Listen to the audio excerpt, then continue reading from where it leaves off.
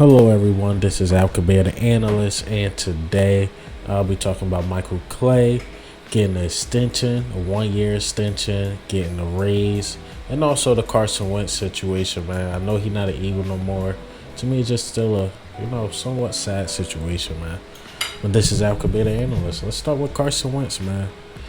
Say what you want about Carson Wentz. I clown him from time to time, but in heart of hearts, if it wasn't for Carson Wentz, our Super Bowl year, even though he didn't play in the Super Bowl, I don't think the Eagles are in the Super Bowl. I think he contributed a lot at that time. He did a lot for the city of Philadelphia. The only thing I hate about him is that he quit on the team. His confidence, but his skills was always there.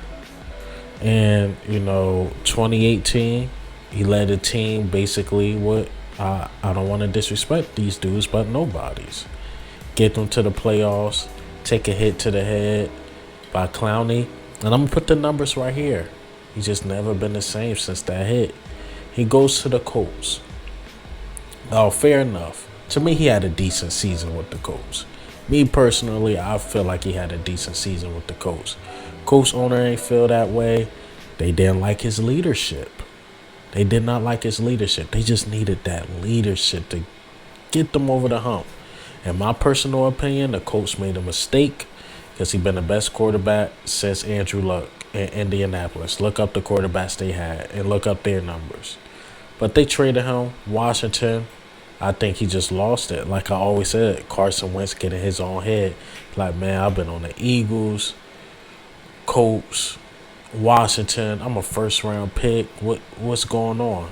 An early first-round pick, number 2 pick in the draft.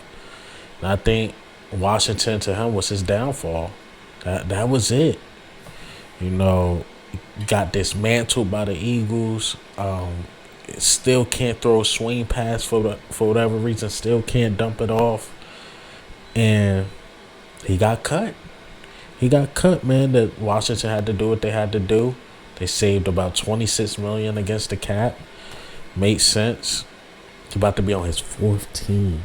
His 4th team. I'm talking about an MVP caliber player in 2017. About to be on his 4th team. Sad, man.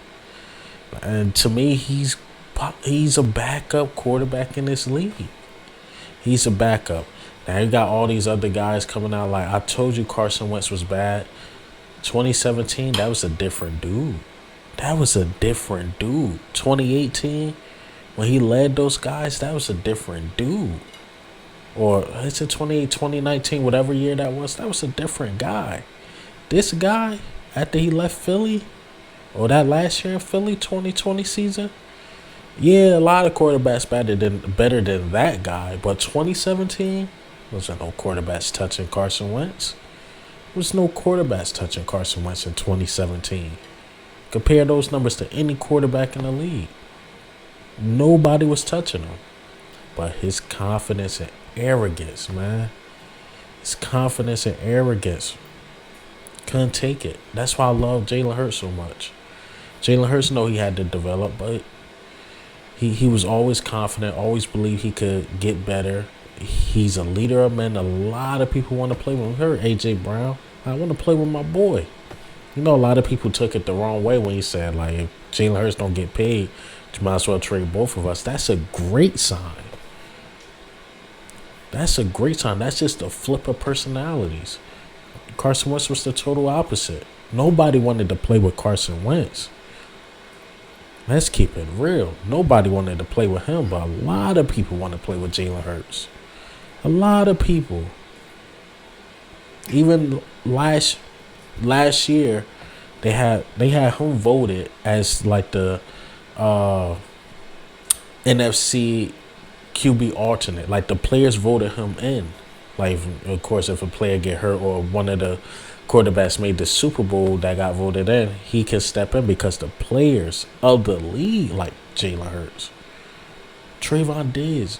These supposed to be rivals. They love Jalen Hurts. You never heard that type of respect for Carson Wentz. Never. Now Jalen Hurts get dissed by the media, but he gets respect now. But you never heard good things about Carson Wentz, and it's so opposite because the media talk really well about Carson Wentz, but not really the players. Whereas though it's the opposite, the players talk really well about Jalen Hurts, but the media is still against him, which I'll take that. And that's just been Carson Wentz's problem. But just went on a whole rant about Carson Wentz. Let's talk about Michael Clay. Howie, what are we doing?